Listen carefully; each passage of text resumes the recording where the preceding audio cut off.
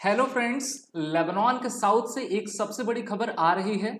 Israeli सेना के द्वारा लेबनान में स्थित यूएनएफआईएल के पोस्ट पर हमला कर दिया गया है, जिससे कि भारतीय सैनिकों की जान अब खतरे में आ गई है। लेबनान में United Nations interim force in Lebanon, जिसको शॉर्ट फॉर्म में यूएनआईएफआईएल कहा जाता है, उसकी एक चौकी है और उस पोस्ट पर इसराइल की आईडीएफ के द्वारा आपका हमला किया गया है। और इस हमले की पुष्टि यूएनआईएफआईएल के द्वारा किया गया है। उनके द्वारा कहा गया कि this morning UNIFIL's Naqoura headquarters was affected by a explosion for the second time in the last 48 hours, यानी कि पिछले 48 घंटे में दोबारा ये काफी बड़ा ब्लास्ट वहां पर देखा गया है। भारतीय फौज भी यूनाइटेड नेशंस के पीस कीपिंग फोर्स में लेबनान की तरफ आपकी तैनात है और भारत की चिंता अब बढ़ गई है, क्योंकि भारतीय सैनिकों की जान एक प्रकार से हिजबुल्लाह वर्सेस इजराइल के युद्ध में आपकी आ गई है। तो 48 घंटे में ये जो दो हमले हुए ये दिखाते हैं कि किस तरीके से इजरायली सेना यहां पर चूक गई है। और यहां पर कहा गया है कि भारत ने भी अपने तरफ से कंसर्न को एक्सप्रेस किया हुआ है और ये जो खबर है वो पूरे यूनाइटेड नेशंस के security council, United nation general assembly तक आपकी फैली हुई है। यहाँ पर आप सभी चित्र में देख पा रहे हैं कि किस तरीके से यहाँ का हेडक्वार्टर है और यहाँ पर अभी आपके दो हमले हुए हैं। अभी कुछ समय पहले ही भारत के MEA ministry of external affairs की तरफ से स्टेटमेंट जारी किया गया और कहा गया कि we are concern at the deteriorating security situation along the blue line. We continue to monitor the situation closely. Inviolability of the United Nations premises must be respected by all and appropriate measure taken to ensure the safety of United Nations peacekeepers and the sanctity of their mandate। तो भारत ने कहा कि देखिए, ध्यानपूर्वक आप अपने कार्य करिए और जितने भी यूनाइटेड नेशंस के पोस्ट हैं या फिर उनसे रिलेटेड संस्थान हैं उनको आहत आपका इस युद्ध में ना पहुंचाया जाए। अगर आप इस मैप को देखोगे तो आप समझ पाओगे कि इसराइल का जो उत्तर का भाग है वो लेबनान के साउथ के भाग से आपका मिलता है और लेबनान के साउथ में ही हिजबुल्लाह आतंकवादी संगठन है जो कि लगातार इसराइल के ऊपर हमला करता जा रहा है। इस कारण से इसराइल ने उनके ऊपर एक हम कह सकते हैं कि टारगेटेड ग्राउंड अटैक को आपका चलाया है। इस हमले को देखते हुए 11 अक्टूबर 2024 को फ्रांस की तरफ से भी बयान आया। फ्रांस ने कहा कि France condemns the continued deliberate targeting of the United Nations interim force in Lebanon by Israel forces. इससे पहले आपको याद होगा फ्रांस के द्वारा कहा गया था कि हम इजराइल को जो सैन्य सहायता है उसको हम देने पर अब विचार करेंगे, यानी कि अब हम उसको रोकेंगे। उसको लेकर भी काफी आपका विवाद हुआ था।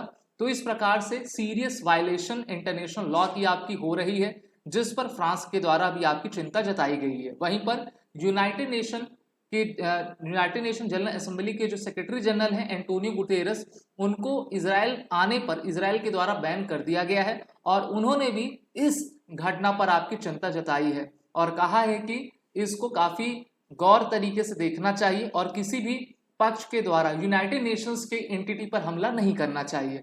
तो जब चीजें विवाद आपका बढ़ने लगा तो इजराइल डिफेंस फोर्सेस के जो जनरल हैं उनके द्वारा कहा गया कि the IDF has been notified that 2 United Nations peacekeepers were inadvertently hurt during IDF combat against Hezbollah in southern Lebanon. The IDF expresses deep concern over incident of this kind and is currently conducting a thorough review at the highest levels of command to determine the details। तो Israel ने अपनी गलती को स्वीकार किया और कहा कि हम हिजबुल्लाह के खिलाफ कार्रवाई कर रहे हैं। इसमें जो सोल्जर्स आपके घायल हुए हैं और उनकी हमको चिंता है और हम ऐसा कोई काम नहीं करेंगे जिससे कि यूनाइटेड नेशंस और उनके लोगों को आहत आपका पहुंच सके। यहां पर द गार्डियन के हवाले से खबर भी आई है कि Irish soldier killed on United Nations peace keeping mission in the Lebanon. तो एक सोल्जर की इसमें आपकी मृत्यु हो गई, जो कि काफी चिंताजनक बात है। तो इस प्रकार से हम देख रहे हैं कि अब यूनाइटेड नेशंस भी इसमें आपकी फंस चुकी है और लेबनान और हिजबुल्लाह के बीच में Hezbollah as a shield United Nation peacekeeper को आपका बनाता जा रहा है। इससे पहले हमने देखा था कि किस प्रकार से जब इजराइल ने सेंट्रल बेरूत पर हमला किया था तो हिजबुल्लाह के आतंकवादी यूनाइटेड नेशंस के स्कूल के पीछे उन्होंने अपना बंकर बनाया हुआ था। UNIFIL ने लगातार कई स्टेटमेंट जारी किए और कहा कि any deliberate attack on the piece keeper is a grave violation of international humanitarian law and security council resolution. Bharat भी इजराइल के साथ लगातार संपर्क पर है और हम सभी जानते हैं कि इजराइल ने यह ठाना हुआ है कि ईरान के जितने भी प्रॉक्सी हैं, चाहे वो हिजबुल्ला हो या फिर हमास हो या यमन हो, उनको हम लगातार डिस्ट्रॉय करते चले जाएंगे। और ये वॉर जोन आपका क्रिएट होता जा रहा है।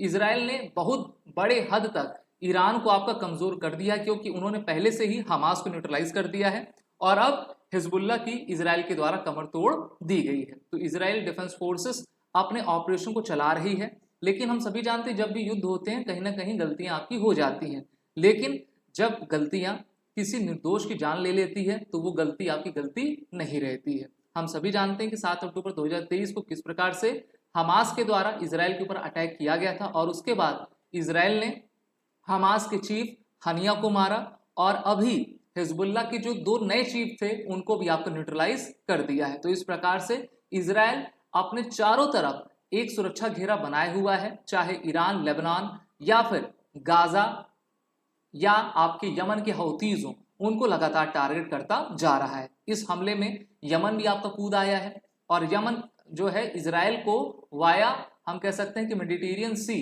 बैलिस्टिक हमले में आपका मतलब उनको क्षति पहुंचाने की कोशिश कर रहा है। इस कारण से इजराइल ने यमन के कई पोर्ट्स पर लगातार बम्बार्टमेंट की है और उनके ऑयल बंकर्स को, उनके पोर्ट्स को पूरी तरीके से डिस्ट्रॉय कर दिया है। तो यहाँ पर हम देख सकते हैं कि रेड सी का जो इलाका है अब वहां पर बिल्कुल भी ट्रेड नहीं हो रहा है और सिचुएशन काफी टेंस होती जा रही है।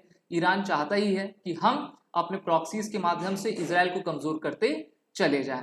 अभी देखिए, पिछले ही महीने इजराइल ने पेजर्स अटैक करवाया था जिसमें 3000 से अधिक हिजबुल्ला के लोग आपके घायल हुए थे और कई लोग इसमें आपके मारे गए थे। तो इजराइल नई नई टेक्नोलॉजी को लेकर आ रहा है, लेकिन बात यह भी होती है कि जब युद्ध होता है तो उसमें निर्दोषों की भी आपकी जान जाती है। अब ये युद्ध कब थमेगा इसका कुछ कहा नहीं जा सकता। अमेरिका में अगले महीने आपके चुनाव है और ये देखना होगा कि अमेरिका में अब किसकी सरकार आती है। अगर डोनाल्ड ट्रंप की आएगी तो हो सकता है कि रशिया यूक्रेन और इजराइल वर्सेस ईरान का युद्ध आपका थम सके। ये विश्लेषण अगर आपको अच्छा लगा हो तो इस वीडियो को आप सभी लाइक करें, चैनल को सब्सक्राइब करें। चैनल का नाम फैक्ट फ्लिकर है।